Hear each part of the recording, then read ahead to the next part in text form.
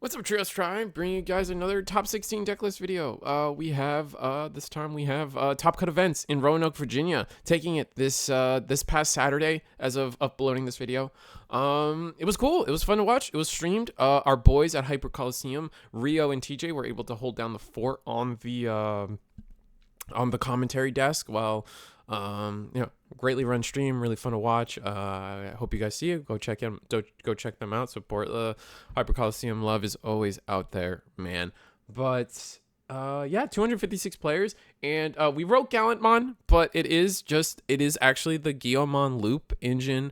The one we've seen here, I've called it Growl Loop. I've said that Tessero pioneered it, but I was like, I don't think that's like super fair. But it's definitely the culmination of like people just deciding that Magidra's good, but Magidramon is actually the worst card in Magidramon, and we're just gonna go with this the level 5 shenanigan, like mostly Growlmon X. Like let's be honest with ourselves. There is a world where like maybe the Geo is good too, but like it's something we might have to talk about later. But I know a lot of people are on like Graph Crush to 1, and that should absolutely happen. But it's starting to look like it may not be enough, and we'll get into that when we get into that. But the other last highlight before we go into the decks is definitely this idea that like I don't want to say the meta is healthy, but it is definitely diverse. And the reason I don't want to be like, oh my god, such a healthy meta in the Digimon card game, look at our pie charts, this is our top 16, a million different decks, like, it's because there is still the sentiment out there, and I want to give it weight and value that like the way decks are winning right now, it's not necessarily the most fun, not necessarily the most interactive, especially when you're watching like the Growl Loop stuff just attack 18 times in a single turn. Like you can set up blockers, you can set up ace plays, but they still can just have enough attacks in memory. It gets frustrating. It's definitely frustrating. So I want to give that credence. I want to give that voice in the community out there. And I agree with it. It's definitely real. Maybe the voice of the community is a little harsher about it than I am. I think we're a little closer to healthy than unhealthy, but again, voice of the people. Risu the Squirrel. Heard it here first. Let's talk about let's just start with the deck list, man. Let's go and let's have at it. So let me get my names because I want to give names. We're gonna start with 15th place, Kevin. We're using our screen names as always. Galacti X, Scuba Duke. Blue Gammon X takes a win, or takes a top here, getting this person their invite. We've been seeing this deck list slowly creep up, having its name here, there. We've seen it at Eagles a couple times, and it's just, it is Galacti X is blue. And then like we have two really good top end cards. And like I think an important thing is we can maximize Cool Boy usage. Any deck that can maximize Cool Boy usage efficiently is definitely something to be considered. And like the deck, like we have X slots in level rookies, which a lot of decks don't actually. Level 4 X slot, level 5 X slot. Yeah, we miss out on 6s, but we toolbox at 6, so it's okay. The goal is usually to climb here anyway, so we don't really need to be. I'm never really in a moment where we want to be using those Cool Boys in these moments when we're trying to go into Galacti X, Hexablout, and Visi. By then, we should have already have used it, right? Is the key idea there. And it's just interesting. One of the funniest interactions in this deck, I definitely used myself a little too much, is if this inheritable on the Mega Seedramon X, this Digimon's attack can't be changed. And that includes Raid. So you kind of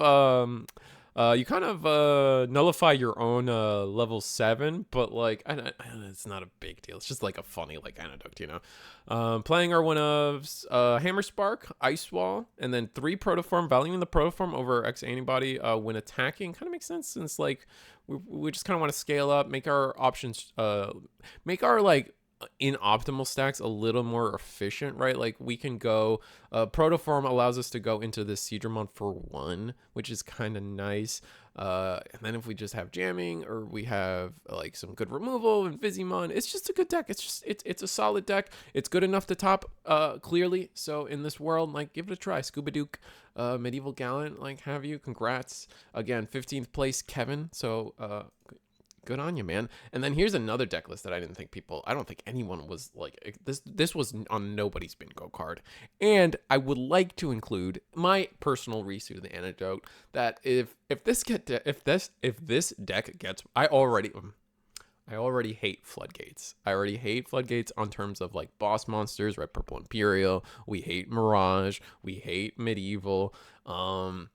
If Dragon Links ever gets popular, that could be the end of the Digimon card game. Like I'm being hyperbolic, I know, but like I do not want to live in a world where like I'm going to locals playing against this even once. You know, like these level 6s are gross. I didn't say the name. This is Elta, 14th place, Dragon Links. Congrats, an amazing feat, by the way. Like that is insane that you can be the first to be the first player to top with any deck is cool, right? Like you got to be over the moon. I want to congratulate you. Like my talk about like, oh no, floodgates is just, it shouldn't overshadow the idea that like you did an amazing feat here by topping with a list that no one really had on their bingo card. Like I don't really think someone had it on their bingo card, and maybe I'm wrong. I don't check out every YouTuber or every like person in the community, but you know how it is. I think the most notable thing about the build here is, I mean, Ukomon kind of makes sense. It's just like a nice card, right? Solarmon can't reduce play cost is definitely a relevant thing, especially when you got all these Gallantmon promo secret rares just running around. And then, you know, making your matchup into maybe things like Adventure a little better, Crossart a little better. We'll talk about that. Galactimon a little better. Puppets, not really. They do have that one card, but we can get there when we get there. Yeah, you get my point. It's mostly for Gallant, right? Like this, it's the Gallants, the secret and the promo, right? We're nipping that in the butt. The second thing, the most unique thing here is I like the include of the Groundramon. I know it's a one of, but like it is actually just like, it makes so much sense in the deck. It is an Earth Dragon, by the way. So like it gives you the access to just digivolve into Medieval, right? I mean, I know Lava Garita can digivolve into Root, but the inheritable as well, being able to trash security when you're going in. Like Groundramon, suspend a guy or suspend a tamer, and then digivolve Medieval is kind of gross. Like just that little tricky combo that this Dragon Links thing can do is already good. It's in archetype, right? Because technically speaking, like it's not looking for Lava Garitamon and Jazzerichmon. It's looking for Sky Dragon, Earth Dragon, and Rock Dragon. So kind of nasty. And then the last notable thing I really want to bring out in this deck is that like we're mostly using EX7 cards. There are very choice amount of EX3 cards, which I like to bring up because that was the original release of Dragon Links, and then they got support in EX7 again. So here we have the one of Jazzerich, we have the 4 Lavorovmon, the level 4 red one, and I think, yeah, the Metallic Dramon, and then Hina. Like we have the Metallic Dramon at a 1 copy, so outside of the level 4, we're really limiting how much exposure we have to EX3, and then Hina, because definitely this Hina, the 3-drop Hina from EX3 is the better Hina, but having the second one to just bolster the numbers, and it's good in its own right, just not as good as the 3-drop, right? And Crimson Blaze is just a gross card right now, especially when you're thinking about things like Growloop. You're thinking like putting down a Solarmon and then activating Crimson Blaze. Megidra just turns anything Growloop just turn skips, right? You can't play Gios anymore, and you can't play into Gallants anymore, so you just don't have unlimited attacks. Makes absolute sense. Love it. I love it. I love to see it. From here, no, just congrats, Elta. Like I am scared that if this deck gets popular, but whatever, man. I can say what I want on my YouTube channel, but the fact that you topped is the most important thing. Congratulations on that. Beyond that, we can talk about 13th place, Jake, getting it with Crossart. I think Crossart has definitely been a deck that's been around since the 21. Definitely off the back of the Taiki Kudo Tamer and Omni Shoutmon. Absolutely great cards.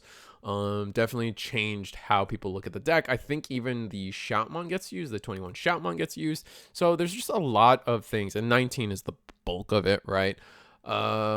but like it's just seeing limited success, and you were able to pilot it all the way. But I think the notable factors here of what we are playing in the list is a limited amount of the OG Sparrow, not the OG Sparrowmon, but the level 3 Sparrowmon. Maxing out on Raptor Sparrowmon, because Raptor Sparrowmon can't digivolve on any of our Shoutmon, so it's nice. It lets you actually utilize the egg, right? Like that's usually typically the main play we're seeing out of decks, right? Because it just sets up a lot for you. King version is also an interesting include, right? But like it definitely makes sense, right? We just get to play Taikis, and it's also another Shoutmon for Shoutmon things, and you can play it. Like the thing, I think it goes undervalued. Like there are times where you just can hard play this guy, Digicross him for 3, and have Rush, and then go for game, right? That definitely comes up. And then 3 and 3 of our Jaeger and Atler, maxing out on our EX06 because we are a piece collecting deck at the end of the day. The interesting things here is we are on, I think this BT11 Shoutmon DX is the one of like the standout cards. It has started becoming popular to play Shoutmon DX over playing Zeeg, because you get to both these cards double up on what their value is, right? They both count as Omni Shout and Zeeg Gray. So in terms of like searching for your pieces, it's kind of nice. And it also allows you to kind of actually use this Omni Shoutmon that is like such a powerful card in your deck, and just have Shoutmon DX as your Omni Shout or your Zeeg, right? And we're not playing any Zeegs because, and then this one being blue, like that also helps too in that whole, like, if you play Crossart, you know what I'm talking about. EX6, cares about how many colors. We're playing on this blue one. I mean, it has an on end of attack to end delete or gain a memory, and then on play delete an AKRLS, and then one of your opponent's Digimon can't attack. There's some juice, right? Like it's not like I would love, and they played it at 2, so they wanted this card to be good, or like they loved this card enough to put it at 2, and then just like optimize with the X, right? So interesting list. Congrats, Jake, on 13th place, getting your invite. See you in Dallas, maybe. Yes. Hopefully, I hope so. I would love if everyone that like I talk about gets to high five me and tell me how I completely like didn't talk about their deck in the right light. Teach me how to speak, people. And remember, for the community, by the community. Let's talk about Purple Hybrid, 16th place. We're gonna go back a little bit. We're gonna talk about Spell Boys, 16th place. Purple Hybrid Lift. I mean, just off the back of, Soy Marcos and Eagle's Nest, Mako Killer, and a couple others that have been seeing great success with this deck. Just outright winning regionals, topping regionals. We're definitely seeing that, this is a contender just like anybody else, just like Gammon. It's topping enough. It is definitely something people need to start either going back to if you were a fan of Purple Hybrid. And I was talking with my stream because we reviewed the top 16 for a little bit on my stream. So if you missed that, go check it out. It's been been playing Cyber Sleuth and talking about Digimon at the same time, so it's kind of fun. Plug, no shame. But it is kind of nice. Well, regardless of your feelings about how I hate playing against Purple Hybrid, they always have it, like, step away from that mindset real quick and think about how Bandai was able to, Purple Hybrid was dominant, right? Very dominant deck, was everywhere. And then with a single ban list, they were able to tone it back on Purple Hybrid while still keeping them in the meta in like pretty healthy way. Like we're seeing 1 top, 2 top, right? Like if that. This time we saw 2. And so like I mean, hats off to Bandai on the ban list, right? Really did put Purple Hybrid, like it didn't. I like, because I like when I don't know how I know there's people out there that when they approach a ban list, they just want to kill a deck. They want it gone. Like, people have played this thing enough. And I'm like definitely not on that boat. I am definitely on the I kind of just don't want to kill a deck. I want to be able to like rein it back a little bit, and you guys know, like I want the deck to still be playable and exist, but just not be dominant. Like that's what that's what a ban list should be about, not just pushing whatever next product comes out. Like, I'm sorry, not sorry. But sorry, it's enough. Sorry, Spellboy, that I used you as a platform to talk about that. But congrats on topping with Purple Hybrid, getting your invite, 16th place. Super dope. Let's talk about some of your interesting includes. We're going to talk about Gob. I think this bottom end here has been pretty mainstay, along with I think the biggest choices people have nowadays is like everything up until the superior mode I think is pretty standard. Sometimes you mix up on the Gazi Psych thing. Maybe you play an extra Goma over like an Uko. Bokomon is actually a unique include to this list, but I'm mostly talking about the core, like the core here. Most people are on most of these cards. The Boko is an interesting include. Also, you're favoring the Cupimon over Demimera is interesting. I guess maybe that helps you. The Demimeras or the Cupimons is kind of like a reaction to trying to like have more memory so we can comfortably use this the Koichi, right? Because we need this Koichi to start. We need this Koichi for the inheritable to loop our Duskmon. So having access to more memory kind of helps us kind of even that curve out that we did lose with the mat banning. And then the last thing I would say that is interesting is that we play Great Boost so we can make sure we can find Medieval. So we really value being able to hit the Medieval on our Great Memory Boost search, which I think is very interesting. Like we've played it. We actually play it over any like purple memory boost. And then we even play Bokomon over playing memory boost as well. And I think that both those factors are really interesting. And then we're playing one ancient guardian deity to potentially on play a Velgar or play any of our inheritable tamers. Either one of them is great. And sometimes you get to play a Velgar or something, right? Can you play? No, you have to play a 10 warrior as a my bad on that. You play a 10 warrior or a hybrid. So I completely am dumb. Never mind. Don't listen to me. And then Gallant. I think it's fair to say that even the Rook Tamer lineup is like the last thing is we chose to have this 3-drop Keenan Crier because we did see when on Mako's Killer's run that like this Keenan just won them the game. So definitely seeing a favor to like this is definitely the flex spot. We see sometimes the other Keenan, we see Violet and Boots, but being able to counter Royal Knights. Actually, guys, notice how Royal Knights didn't get a single top. Wait, am I right about that? Yeah, Royal Knights didn't get a single top. Wow. Interesting. Anyway, congrats, Spellboy. Let's move. I think we kind of lingered here a little too long. I'm sorry. And then here we go. Here's another list. This is the 12th place Scraggy's list. Cutting the Bokomons, but again, still a similar structure here for the rookies and level 4s, except we've added the Genkumon Promote. Just another way to get Tamer, Digivolve into Dusk, and then Genkakumon on top to get the Rush. Definitely a relevant play. Comes up all the time. No Medieval, but maxing on the purple boost. Did the other person really not have any purple boosts? Yeah, no, they really played 0 purple boost. Maxing out on the purple boost, Jack Raid, Rivals Broad. Playing the Mimi Tachigawa to tax those options is really nice. Or make your options cheaper, like a free Calling from Darkness is nice. A cheaper Rivals Barrage can definitely come up. And then everything else about the structure is definitely the same. Also favoring the Cupimon. So congrats, Scraggy, on 12th place. Yeah, no, and like as you can see, like a lot of the structure of the list is very similar, just favoring things like the Mimi and purple memory boost over like some of the tricks that the last list had. But let's move on to a deck that a lot of people didn't. I don't think this again I don't think on anybody's bingo card, although we've seen some powerful plays from this deck. Gammon, Siriusmon, whatever you want to call it. Yeah, I don't know what to tell you guys. I don't even know how to talk about the list. I know that the list, I mean, the gimmick has always been that the like you can't even do the gimmick anymore where you get to like take all of your abilities from your Gammon inheritable, right? Yeah, no. So we completely abandoned that gimmick entirely with this lineup of level 5s, right? So we just decided that like the BT21 stuff, just max it all out and just red, purple. We've condensed our colors. We're no longer trying to fit in the green guy or the blue guy. I think there's even a yellow guy and a black one. And then just max sending it on the 21 stuff. We got some RB stuff because we, you kind of have to, but 21 serious.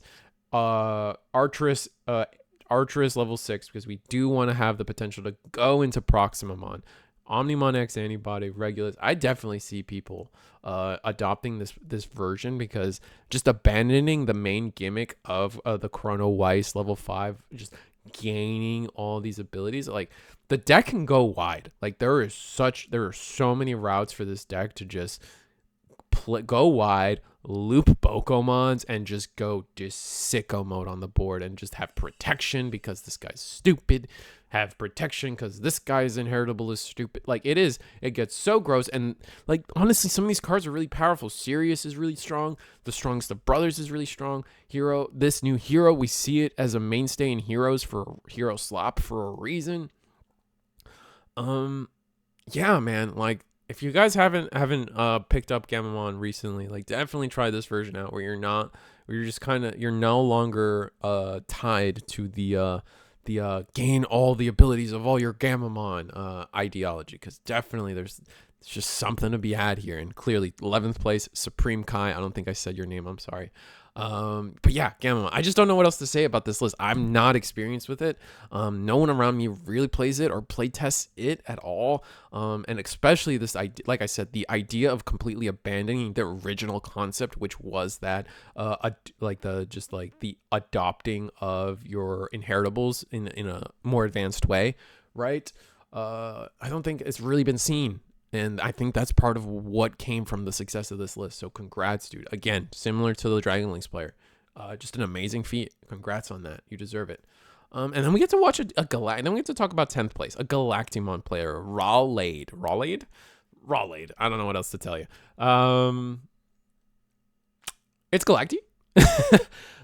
Definitely, like, I guess I could talk about Galacti as a whole. Like, as a deck that also has this ability to have a card up to 50 copies, we definitely see this nature of, like, we start at 20, we max out on everything that we max out on, so we're talking the 21 and the 18 versions, and then just filling the rest of the numbers with Venmon, or with that, like, infinite one. So we hit that magic number of 20. Sometimes you go down to 14 and then do some magic there, but 20 seems to be that number for most of these weird decks like that. Maybe I'm crazy. I guess I got to see it. I haven't seen it in a battle list in a while. Maybe they're on 16 of the Eismons instead, but whatever. But yeah, no, it's just by the numbers here at the top end, definitely, like, obviously here, maxing out on the Digi-Cross Snatchmon because it is the better one. Cutting one here, probably to make room somewhere else. Again, and then having the pair here, 3 and 3, not maxing out on our 5s, maxing out on your 6 because you have to. And then here, 3 Fusion Eyes, 1 Scramble, 4 Ragnarok Cannon, and then completely abandoning they're just full Analog Youth. Not full, but 3 Analog Youth, and then 2 of the Memory Setter Zenith. And the reason I call this out is, like, we've completely given up on memory boosts. We've completely given up on the original Zenith that had the potential to give our Galactimon OTK, and we just kind of went for just like a really trimmed down Analog Youth to fill our trash, get us more cards, and just get us there. That is all we care about, is just getting there. And it as one of the few Galactimons that have topped it, like, it clearly has its merits in terms of building it in this way. So congrats, Rawlade, on that. Here we can talk about let's talk about puppets. This is the first puppets to top, right? I mean, to be fair, this was the first EX9 tournament where puppets finally got their power up, right? The purple stuff. I mean, if you guys have been watching our Eagles Nest streams, like, man, people are playing this deck, and man, does it have potential.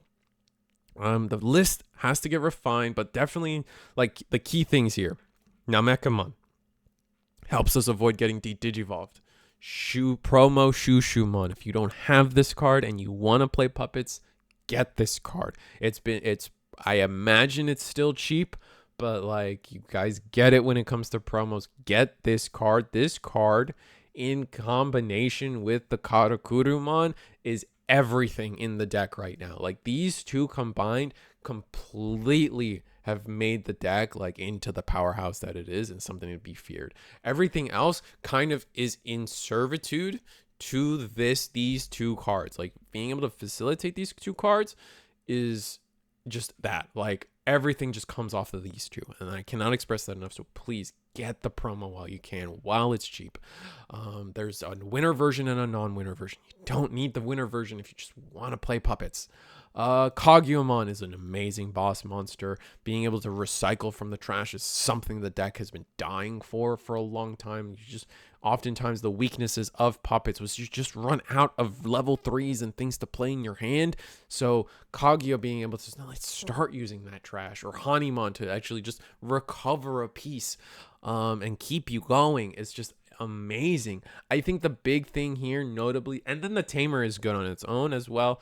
And then from here, is this which promo, Risu? Is this the original promo that shot up in price? We are playing when one of your Digivolves into a puppet by suspending the gain one. Yeah, I think it is. And I'll play issue. So we're playing 2 of the promo, but we are playing 3 of the EX7, which I find is the best one. Mirai kind of backs up the rest of the deck, kind of gives you like some diversity in your plays too, because you can reduce the play cost of one of your Digimon. And as you can see, like all the purple stuff does have on plays that are relevant, along with, imagine that, promo shoe. It's also nice that the Karakuru actually digivolves on level 4. Any level 4 puppet, you can use the Nomekamon. That is actually like really relevant. But the thing that stands out to me from all the puppets that we've been seeing in Eagle's Nest and pipe testing and videos is they actually chose to use Digimon Liberator or Vortex Resonance. They actually used Vortex Resonance to, again, reveal top 3, add 1 card with Liberator trait, and then add them to the hand, and then one of your Digimon may digivolve into a Digimon in hand. So while that at first it's like you're paying 3 to reduce the cost by 3, by 4 is a little awkward. It does help you. It does actually net you memory when you're trying to digivolve into Zendrel, which is relevant. Like sometimes maybe your board's like this deck is the strongest when you have both Kaguya and the EX7 Zendrel on board. Like that is like game winning structure for your board state. So this definitely helps you get there. And then the Inheritable is amazing, being able to recycle anything from the trash. Again, like we have really good on plays now, and we can like bring back a Tamer if we have to, especially since Hanimon does discard, so we can just discard a Tamer, play Vortex Resonance, or Vortex Resonance comes out of security. Suddenly we are playing Tamers out of our trash. I just want to highlight this card as well because it is EX7. We know how expensive EX7 can get, or EX sets can get lately. And it's a secret rare, so even more. And I expect this card to be really, really shine next set. It's already coming out this Friday. Nyanboot. Being able to reduce the evolution of your Nyanboot by 4? Or like... And then, like, don't forget, Nyanboot can digivolve on your Chaperonemons, right? Like, so, like... Really, just really good stuff there. So congrats being on the first puppet to be able to make it on the board. Logan Krenzel, sorry, 8th place, Logan Krenzel puppets. I guess I didn't say I keep forgetting to say people's names, and I'm sorry.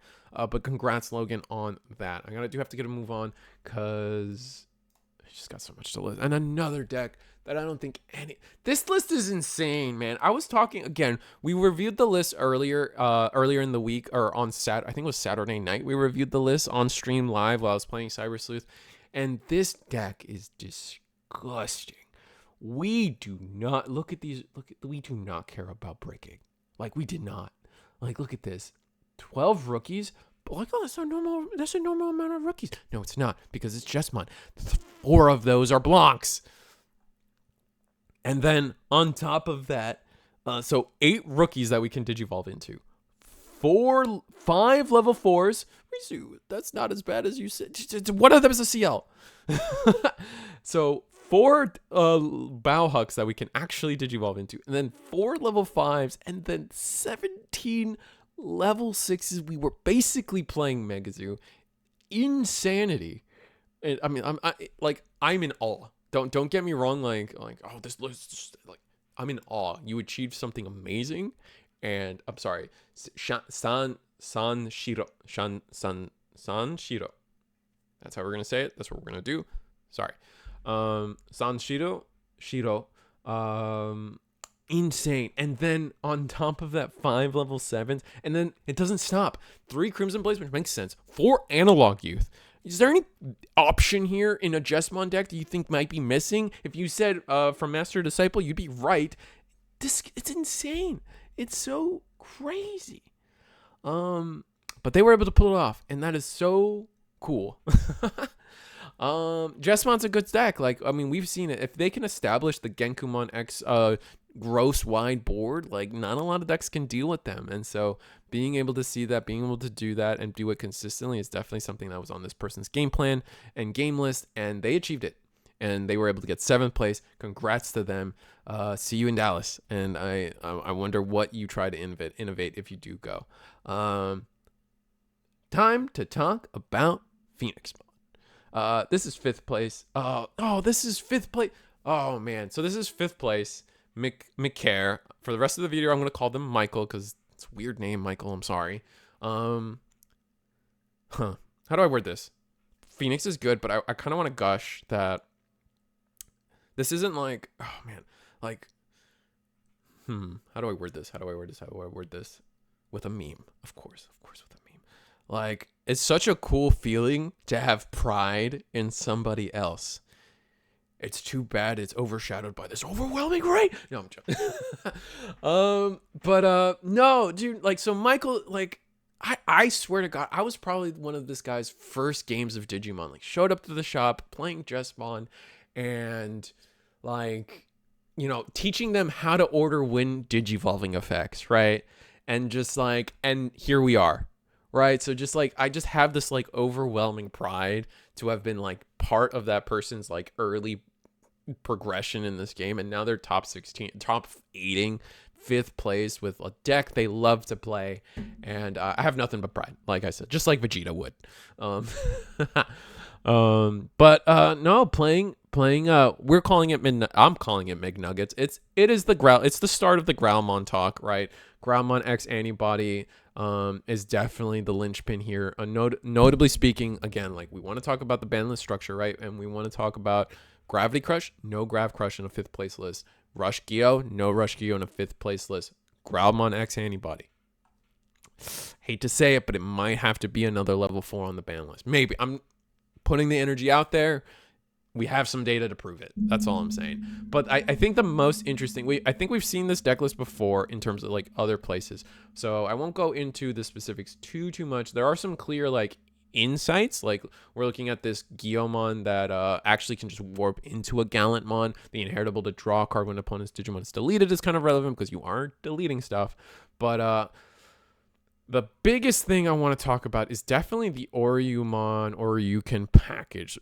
Phoenixmon is able to play this guy. He is a vaccine. He is 11k. So you get the on play. You get to Digivolve. You get to Digivolve for free into Alphamon or Ryukin. Like, you guys, there's so much combo.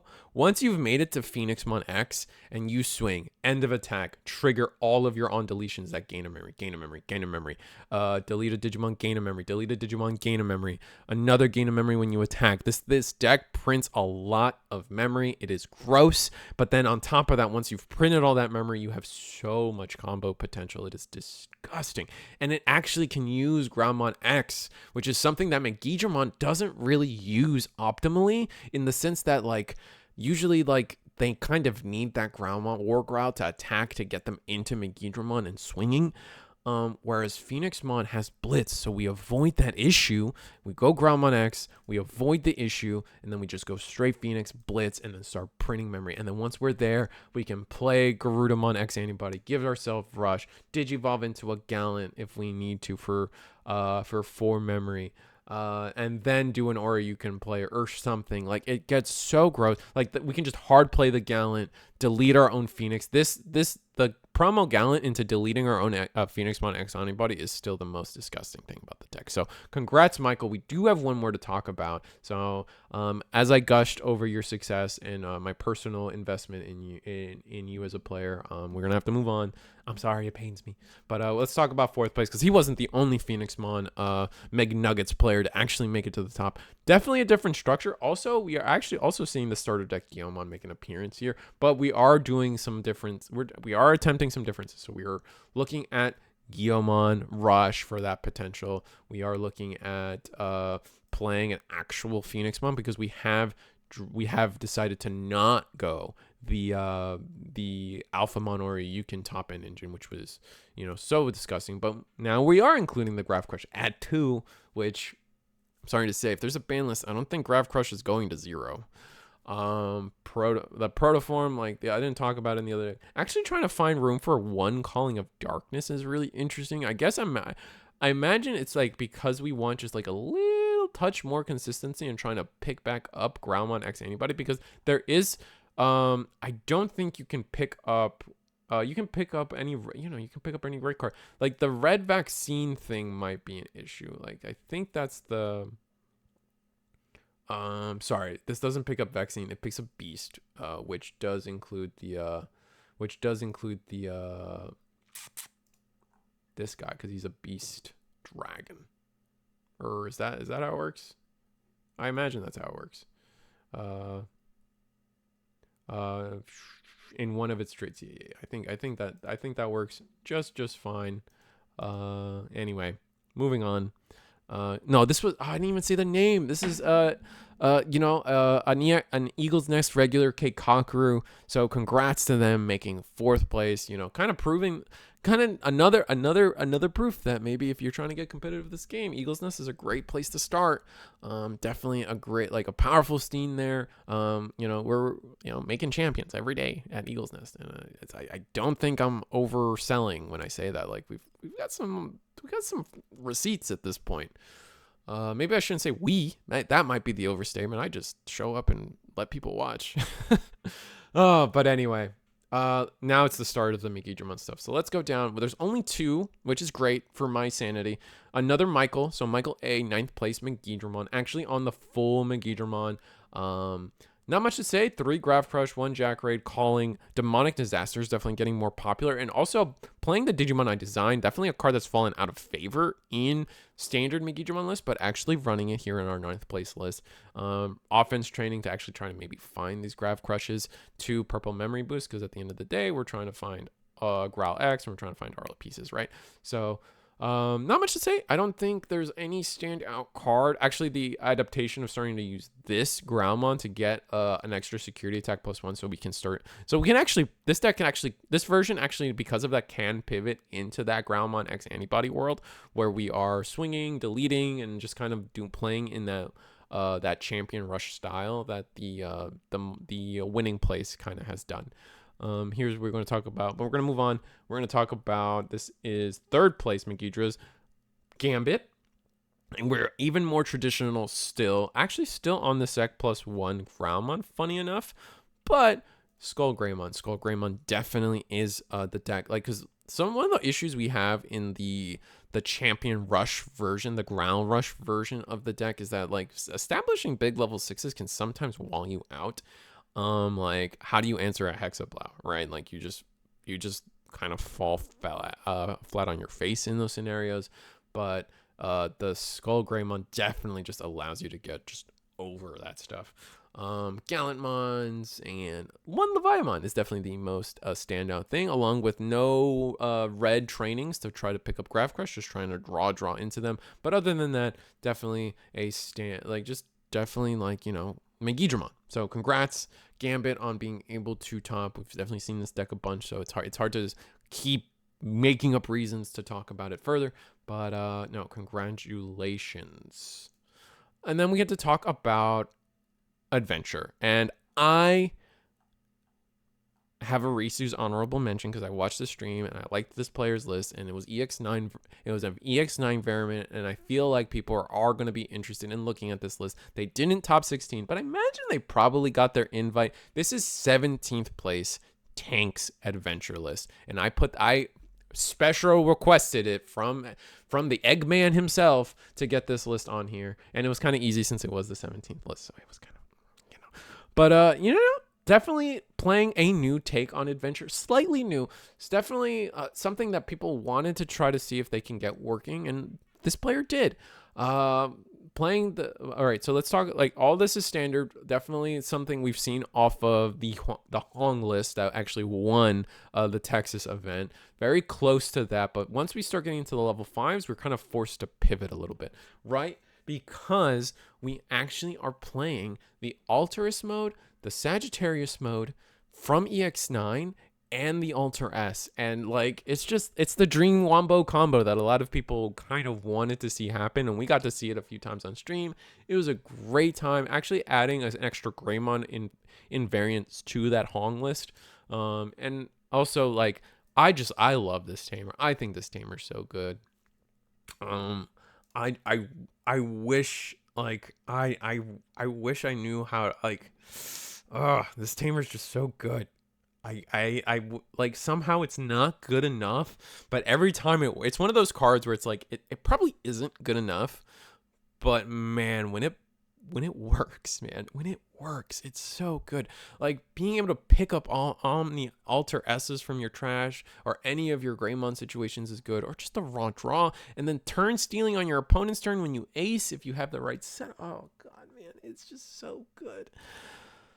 Oh, it probably isn't good enough, but I am on the copium train. So, like, Tank, congratulations on being able to get X close to the top of the mountain as you could have, with a unique, like, with giving EX9 a try. And I know, if you look at EX9 prices right now, if you're not puppets, you're not showing up to any bank parties, I tell you what. So congratulations, Tank. And this is my honorable mention. So then we get to talk about a more standard 6th place adventure, because adventure did actually top this event, top 16, Austin Yu.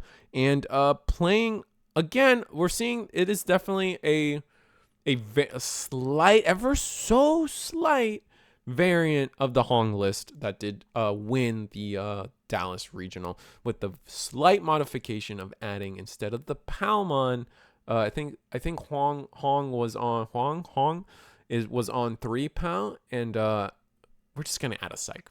Why? Because we don't want to get medieval gallant or just having access to more floodgates, right? Can't reduce play costs. We're talking about medieval gallant. Like, you almost, like, it might also even be worth to just put a Gatsumon in here instead. It does hurt you instead, like, which is like the annoying part of this. Like, these 2 floodgates don't touch you, which is kind of convenient, but any other one starts affecting you pretty heavily, especially Psychmon. Well, I guess, yeah, I know. Yeah, I don't know. Yes. Awkward. Yeah, I guess you can't play Gatsu, because then you turn off your own art encouraging it. So rest in peace. But either way, it's definitely an interesting take. A slight variant to the Hong list. So I thought I'd share. I think there might be one more card different, but maybe it's the Skull Gray. I think maybe it's Skull Gray. It might be Skull Gray. But either way, regardless, this adventure is great. I love the deck. I definitely play, like, this is probably close to the best list, because this is the version that, like, keeps topping. So let's talk about the 2nd place adventure list, which was probably also a really interesting one, but no honorable mention because they got 2nd place. This is a Mouth Breathers. I don't even know what to call it. You guys see it, right? Like, here we are. We have, Vortex top end, I guess. Vortex Adventure, right? We are 4 Zafaga Aces, 3 Medieval Gallant Mons, and, like, we saw some carnage with these 2, right?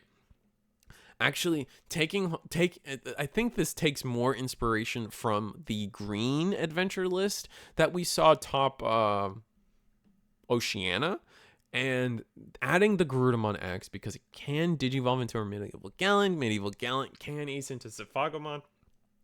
Also being able to just go Garudamon, gain a bunch of DP, gain security checks. With the security checks might not matter, but I think the key bit is gaining the DP, so then when we do, we can just raw digivolve into Gallant, suspend something, and just Vortex into it without needing to Alliance. And he can just be raw bigger and just kind of have that ability to play with a singular stack and without the rush tie, because Vortex still allows you to play the game, or still allows you to attack even if you can't, if you don't have rush or whatever.